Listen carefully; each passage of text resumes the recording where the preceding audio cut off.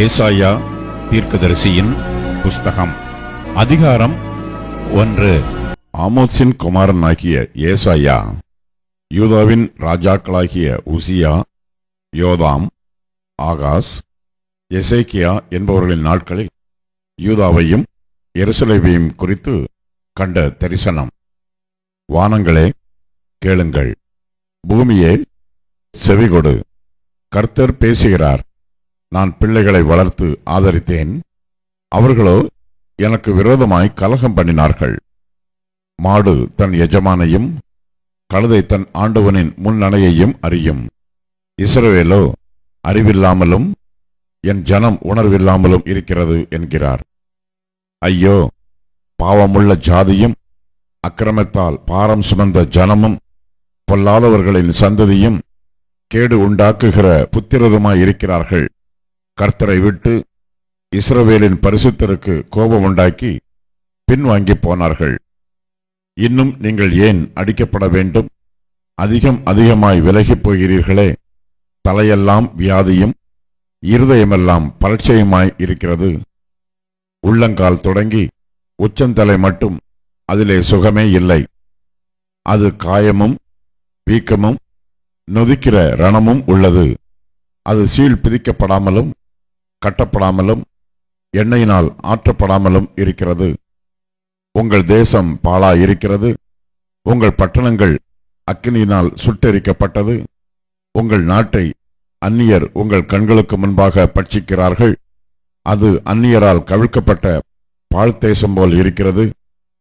சீயோன் குமாரத்தி திராட்சத் தோட்டத்திலுள்ள ஒரு குச்சு போலவும் வெள்ளரி தோட்டத்திலுள்ள ஒரு குடிசை போலவும் முற்றுகை போடப்பட்ட ஒரு பட்டணம் போலவும் மேய்ந்திருக்கிறாள். சேனைகளின் கர்த்தர் நமக்கு கொஞ்சம் மீதியை வைக்காதிருந்தாரானால் நாம் சோதோமை போலாகி கொமோராவுக்கு ஒத்திருப்போம். சோதோமின் அதிபதிகளே, கர்த்தருடைய வார்த்தைகளை கேளுங்கள். கொமோராவின் ஜனமே, நமது தேவனுடைய வேதத்துக்கு செவி கொடுங்கள். உங்கள் பலிகளின் திரள் எனக்கு என்னத்துக்கு என்று கர்த்தர் சொல்லுகிறார். ஆட்டுக்கடாக்களின் தகன பலிகளும் கொழுத்த மிருகங்களின் நினமும் எனக்கு அரோசிகமாயிருக்கிறது. காளைகள், ஆட்டுக்குட்டிகள், கடாக்களுடைய இரத்தத்தின் மேல் எனக்கு பிரியமில்லை. நீங்கள் என் சந்நிதியில் வரும்போது என் பிரகாரங்களை இப்படி மிதிக்க வேண்டும் என்று உங்களிடத்தில் கேட்டது யார்?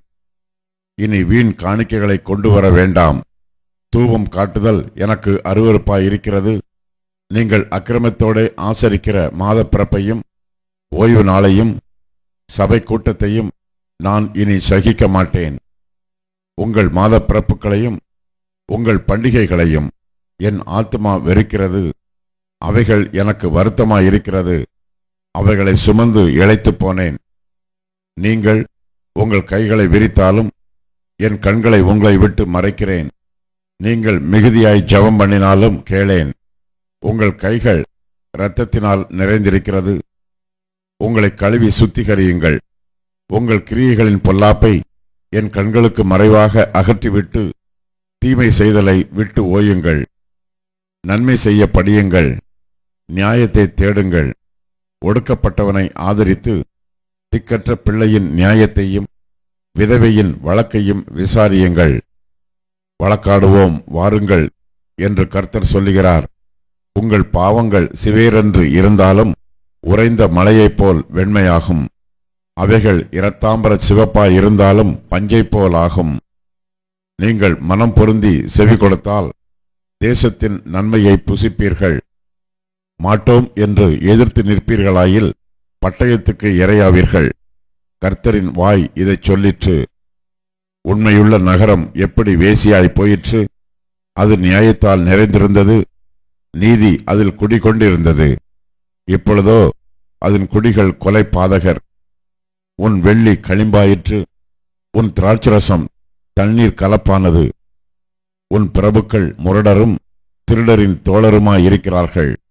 அவர்களில் ஒவ்வொருவனும் பரிதானத்தை விரும்பி கைக்கூலியை நாடித் திரிகிறான்.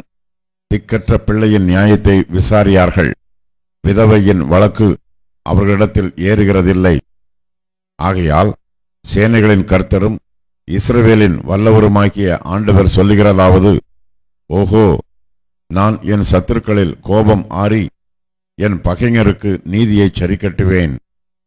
நான் என் கையை உன்னிடமாய் திருப்பி உன் களிம்பு நீங்க உன்னை சுத்தமாய் புடமிட்டு உன் ஈயத்தையெல்லாம் நீக்குவேன். உன் நியாயாதிபதிகளை முன்னிருந்தது போலவும் உன் ஆலோசனைக்காரரை ஆதியில் இருந்தது போலவும் திரும்ப கட்டளையிடுவேன். பின்பு நீ நீதிபுரம் என்றும் சத்திய நகரம் என்றும் பெயர் பெறுவாய். சீயோன் நியாயத்தினாலும் அதிலே திரும்பி வருகிறவர்கள் நீதியினாலும் மீட்கப்படுவார்கள். துரோகிகளும் பாவிகளுமோ ஏகமாய் நொறுங்குண்டு போவார்கள். கர்த்தரை விட்டு விலகுகிறவர்கள் நிர்மூலமாவார்கள். நீங்கள் விரும்பின கர்வாலி மரங்களின் நிமித்தம் வெட்கப்படுவீர்கள். நீங்கள் தெரிந்து கொண்ட தோப்புகளின் நிமித்தம் நாணமடைவீர்கள். இலை உதிர்ந்த கல்வாரி மரத்தைப் போலவும் தண்ணீர் இல்லாத தோப்பைப் போலவும் இருப்பீர்கள். பராக்கிரமசாலி சணற்கூலமும் அவன் கிரியை அக்கினி பொரியுமாகி இரண்டும் அவிப்பார் இல்லாமல் ஏகமாய் வெந்துபோம் என்று சொல்லுகிறார். ஏசாயா தீர்க்கதரிசியின் புஸ்தகம் அதிகாரம் 2. ஆமோத்சின் குமாரனாகிய ஏசாயா யூதாவையும் எருசலேமையும் குறித்து கண்ட தரிசனம். கடைசி நாட்களில் கர்த்தருடைய ஆலயமாகிய பர்வதம் பர்வதங்களின் கொடுமுடியில் ஸ்தாபிக்கப்பட்டு மலைகளுக்கு மேலாய் உயர்த்தப்படும். எல்லா ஜாதிகளும் அதற்கு ஓடி வருவார்கள். திரளான ஜனங்கள் புறப்பட்டு வந்து, நாம் கர்த்தரின் பர்வதத்துக்கும் யாக்கோபின் தேவனுடைய ஆலயத்துக்கும் போவோம் வாருங்கள். அவர் தமது வழிகளை நமக்கு போதிப்பார். நாம் அவர் பாதைகளில் நடப்போம் என்பார்கள். ஏனெனில் சீயோனிலிருந்து வேதமும் எருசலேமிலிருந்து கர்த்தரின் வசனமும் வெளிப்படும். அவர் ஜாதிகளுக்குள் நியாயம் தீர்த்து திரளான ஜனங்களை கடிந்து கொள்வார். அப்பொழுது அவர்கள் தங்கள் பட்டயங்களை மண்வெட்டிகளாகவும் தங்கள் ஈட்டிகளை அரிவாள்களாகவும் அடிப்பார்கள். ஜாதிக்கு விரோதமாய் ஜாதி பட்டயம் எடுப்பதில்லை. இனி அவர்கள் யுத்தத்தை கற்பதுமில்லை.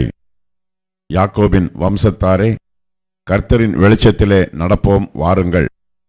யாக்கோபின் வம்சத்தாராகிய உம்முடைய ஜனத்தை கை நெகிழ்ந்தீர். அவர்கள் கீழ்த்திசையாரின் போதகத்தால் நிறைந்து பெலிஸ்தரைப் போல் நாள் பார்க்கிறவர்களாயிருந்து அந்நிய புத்திரர் மேல் பிரியப்படுகிறார்களே. அவர்கள் தேசம் வெள்ளியினாலும் பொன்னினாலும் நிறைந்திருக்கிறது. அவர்கள் பொக்கிஷங்களுக்கு முடிவில்லை. அவர்கள் தேசம் குதிரைகளாலும் நிறைந்திருக்கிறது. அவர்கள் ரதங்களுக்கும் முடிவில்லை. அவர்கள் தேசம் விக்கிரகங்களாலும் நிறைந்திருக்கிறது. தங்கள் கைகளின் கிரியையையும் தங்கள் விரல்கள் உண்டு பண்ணினதையும் பணிந்து கொள்ளுகிறார்கள். சிறியவனும் குனிகிறான், பெரியவனும் பணிகிறான். ஆகையால் அவர்களுக்கு மன்னியாதிருப்பீர். கர்த்தரின் பயங்கரத்திற்கும் அவருடைய மகிமை பிரதாபத்திற்கும் விலகி நீ கன்மலையில் ஒதுங்கி மண்ணில் ஒளித்துக்கொள். நகரின் மேட்டிமையான கண்கள் தாழ்த்தப்படும். மனுஷரின் வீராப்பம் தனியும். கர்த்தர் ஒருவரே அந்நாளில் உயர்ந்திருப்பார்.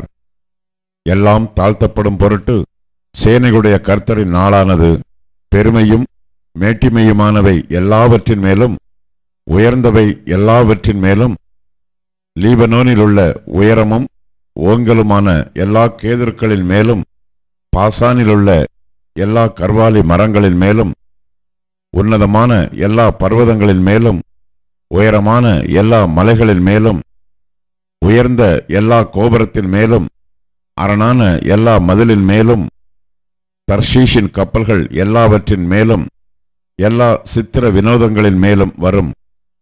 அப்பொழுது நகரின் மேட்டிமை தாழ்ந்து மனுஷரின் வீராப்பு தனியும். கர்த்தர் ஒருவரே அந்நாளில் உயர்ந்திருப்பார். விக்கிரகங்கள் கட்டோடை ஒளிந்து போம். பூமியை தத்தளிக்க பண்ண கர்த்தர் எழும்பும்போது அவருடைய பயங்கரத்திற்கும் அவருடைய மகிமை பிரதாபத்திற்கும் விலகி கல்மலைகளின் கெபிகளிலும் பூமியின் குகைகளிலும் புகுந்து கொள்வார்கள். பூமியை தத்தளிக்க பண்ண கர்த்தர் எழும்பும் அந்நாளிலே அவருடைய பயங்கரத்திற்கும் அவருடைய மகிமை பிரதாபத்திற்கும் விலகி கண்மலைகளின் வெடிப்புகளிலும் குன்றுகளின் சந்துகளிலும் புகுந்து கொள்ளும்படிக்கு மனுஷன் பணிந்து கொள்ள தனக்கு உண்டாக்கி இருந்த தன் வெள்ளி விக்கிரகங்களையும் தன் பொன் விக்கிரகங்களையும் மூஞ்சூர்களுக்கும் துறிஞ்சில்களுக்கும் எரிந்து விடுவான். நாசியிலே சுவாசமுள்ள மனுஷனை நம்புவதை விட்டுவிடுங்கள். எண்ணப்படுவதற்கு அவன் எம்மாத்திரம்?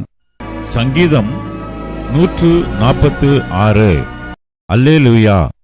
என் ஆத்துமாவே கர்த்தரை துதி. நான் உயிரோடு இருக்கும் மட்டும் கர்த்தரை துதிப்பேன். நான் உள்ளளவும் என் தேவனை கீர்த்தனம் பண்ணுவேன். பிரபுக்களையும் ரட்சிக்க திராணி இல்லாத மனுபுத்திரனையும் நம்பாதேயுங்கள். அவனுடைய ஆவி பிரியும். அவன் தன் மண்ணுக்கு திரும்புவான். அந்நாளிலே அவன் யோசனைகள் அழிந்து போம். யாக்கோபின் தேவனை தன் துணையாக கொண்டிருந்து தன் தேவனாகிய கர்த்தர் மேல் நம்பிக்கையை வைக்கிறவன் பாக்கியவான். அவர் வானத்தையும் பூமியையும் சமுத்திரத்தையும் அவைகளிலுள்ள யாவையும் உண்டாக்கினவர். அவர் என்றென்றைக்கும் உண்மையை காக்கிறவர். அவர் ஒடுக்கப்பட்டவர்களுக்கு நியாயம் செய்கிறார். பசியாயிருக்கிறவர்களுக்கு ஆகாரம் கொடுக்கிறார். கட்டுண்டவர்களை கர்த்தர் விடுதலையாக்குகிறார். குருடரின் கண்களை கர்த்தர் திறக்கிறார். மடங்கடிக்கப்பட்டவர்களை கர்த்தர் தூக்கிவிடுகிறார். நீதிமான்களை கர்த்தர் சிநேகிக்கிறார். பரதேசிகளை கர்த்தர் காப்பாற்றுகிறார். அவர் திக்கற்ற பிள்ளையையும் விதவையையும் ஆதரிக்கிறார். துன்மார்க்கரின் வழியையோ கவிழ்த்து போடுகிறார். கர்த்தர் சதா காலங்களிலும் அரசாளுகிறார். சீயோனே, உன் தேவன் தலைமுறை தலைமுறையாகவும் ராஜரிகம் பண்ணுகிறார். அல்லேலூயா. திவ்ய வாசகனாகிய யோவானுக்கு வெளிப்படுத்தின விசேஷம். அதிகாரம் 3.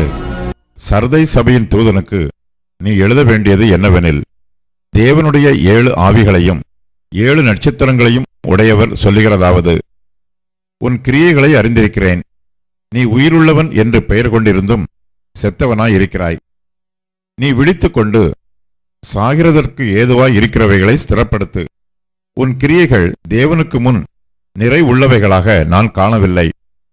ஆகையால் நீ கேட்டு பெற்றுக்கொண்ட வகையை நினைவு கூர்ந்து அதை கைக்கொண்டு மனந்திரும்பு. நீ விழித்திராவிட்டால் திருடனைப் போல் உன்மேல் வருவேன். நான் உன்மேல் வரும் வேளையை அறியாதிருப்பாய். ஆனாலும் தங்கள் வஸ்திரங்களை அசூசிப்படுத்தாத சில பேர் சர்தையிலும் உனக்குண்டு. அவர்கள் பாத்திரவான்கள் ஆனபடியால் வெண் வஸ்திரம் தரித்து என்னோட கூட நடப்பார்கள். ஜெயம் கொள்ளுகிறவன் எவனோ அவனுக்கு வெண் வஸ்திரம் தரிப்பிக்கப்படும். ஜீவ புஸ்தகத்திலிருந்து அவனுடைய நாமத்தை நான் கிறுக்கி போடாமல் என் பிதா முன்பாகவும் அவருடைய தூதர் முன்பாகவும் அவன் நாமத்தை அறிக்கையிடுவேன். ஆவியானவர் சபைகளுக்குச் சொல்லுகிறதை காதுள்ளவன் கேட்க கடவன் என்றெழுது. பிலதெல்பியா சபையின் தூதனுக்கு நீ எழுத வேண்டியது என்னவெனில், பரிசுத்தம் உள்ளவரும் சத்தியமுள்ளவரும் தாவீதின் திறவுகோலை உடையவரும் ஒருவரும் பூட்டக்கூடாதபடிக்கு திறக்கிறவரும் ஒருவரும் திறக்கக்கூடாதபடிக்கு பூட்டுகிறவருமாயிருக்கிறவர் சொல்லுகிறதாவது, உன் கிரியைகளை அறிந்திருக்கிறேன். உனக்கு கொஞ்சம் பலன் இருந்தும் நீ என் நாமத்தை மறுதலியாமல் என் வசனத்தை கைக்கொண்டபடியினாலே இதோ திறந்த வாசலை உனக்கு முன்பாக வைத்திருக்கிறேன். அதை ஒருவனும் பூட்டமாட்டான். இதோ யூதர் அல்லாதிருந்தும் தங்களை யூதர் என்று பொய் சொல்லுகிறவர்களாகிய சாத்தானுடைய கூட்டத்தாரில் சிலரை உனக்கு கொடுப்பேன். இதோ அவர்கள் உன் பாதங்களுக்கு முன்பாக வந்து பணிந்து நான் உன்மேல் அன்பாயிருக்கிறதை அறிந்து கொள்ளும்படி செய்வேன். என் பொறுமையை குறித்து சொல்லிய வசனத்தை நீ காத்து கொண்டபடியினால் பூமியில் குடியிருக்கிறவர்களை சோதிக்கும்படியாக பூச்சக்கரத்தின் மேலெங்கும் வரப்போகிற சோதனை காலத்திற்கு தப்பும்படி நானும் உன்னை காப்பேன். இதோ சீக்கிரமாய் வருகிறேன். ஒருவனும் உன் கிரீடத்தை எடுத்துக்கொள்ளாதபடிக்கு உனக்குள்ளதை பற்றி கொண்டிரு. ஜெயம் கொள்ளுகிறவன் எவனோ அவனை என் தேவனுடைய ஆலயத்திலே தூணாக்குவேன். அது நின்று அவன் ஒரு காலம் நீங்குவதில்லை. என் தேவனுடைய நாமத்தையும் என் தேவனால் பரலோகத்திலிருந்து இறங்கி வருகிற புதிய எருசலேமாகிய என் தேவனுடைய நகரத்தின் நாமத்தையும் என் புதிய நாமத்தையும் அவன் மேல் எழுதுவேன். ஆவியானவர் சபைகளுக்குச் சொல்லுகிறதை காதுள்ளவன் கேட்க கடவன் என்றெழுது. லவோதிக்கேயா சபையின் தூதனுக்கு நீ எழுத வேண்டியது என்னவெனில், உண்மையும் சத்தியமும் உள்ள சாட்சியும் தேவனுடைய சிருஷ்டிக்கு ஆதியுமாயிருக்கிற ஆமென் என்பவர் சொல்லுகிறதாவது, உன் கிரியைகளை அறிந்திருக்கிறேன். நீ குளிருமல்ல அனலுமல்ல. நீ குளிராயாவது அனலாயாவது இருந்தால் நலமாயிருக்கும். இப்படி நீ குளிருமின்றி அனலுமின்றி வெதுவெதுப்பாய் இருக்கிறபடியினால் உன்னை என் வாயினின்று வாந்தி பண்ணி போடுவேன். நீ நிர்பாக்கியமுள்ளவனும் பரிதபிக்கப்படத்தக்கவனும் தரித்திரனும் குருடனும் நிர்வாணியுமாயிருக்கிறதை அறியாமல், நான் ஐஸ்வர்யவான் என்றும் திரவிய சம்பன்னன் என்றும் எனக்கு ஒரு குறையுமில்லை என்றும் சொல்லுகிறபடியால், நான் நீ ஐஸ்வர்யவானாகும்படிக்கு நெருப்பிலே புடமிடப்பட்ட பொன்னையும் உன் நிர்வாணமாகிய அவலட்சணம் தோன்றாதபடிக்கு நீ உடுத்திக் கொள்வதற்கு வெண் வஸ்திரங்களையும் என்னிடத்திலே வாங்கிக் கொள்ளவும், நீ பார்வை அடையும்படிக்கு உன் கண்களுக்கு கலிக்கம் போடவும் வேண்டுமென்று உனக்கு ஆலோசனை சொல்லுகிறேன். நான் நேசிக்கிறவர்கள் எவர்களோ அவர்களை கடிந்து கொண்டு சிட்சிக்கிறேன். ஆகையால் நீ ஜாக்கிரதையாய் இருந்து மனந்திரும்பு. இதோ வாசற்படியிலே நின்று தட்டுகிறேன். ஒருவன் என் சத்தத்தை கேட்டு கதவை திறந்தால் அவனிடத்தில் நான் பிரவேசித்து அவனோடே போஜனம் பண்ணுவேன், அவனும் என்னோடே போஜனம் பண்ணுவான். நான் ஜெயம் கொண்டு என் பிதாவினுடைய சிங்காசனத்திலே அவரோடே கூட உட்கார்ந்தது போல ஜெயம் கொள்ளுகிறவன் எவனோ அவனும் என்னுடைய சிங்காசனத்தில் என்னோடே கூட உட்காரும்படிக்கு அருள் செய்வேன். ஆவியானவர் சபைகளுக்குச் சொல்லுகிறதை காதுள்ளவன் கேட்கக் கடவன் என்றெழுது என்றார்.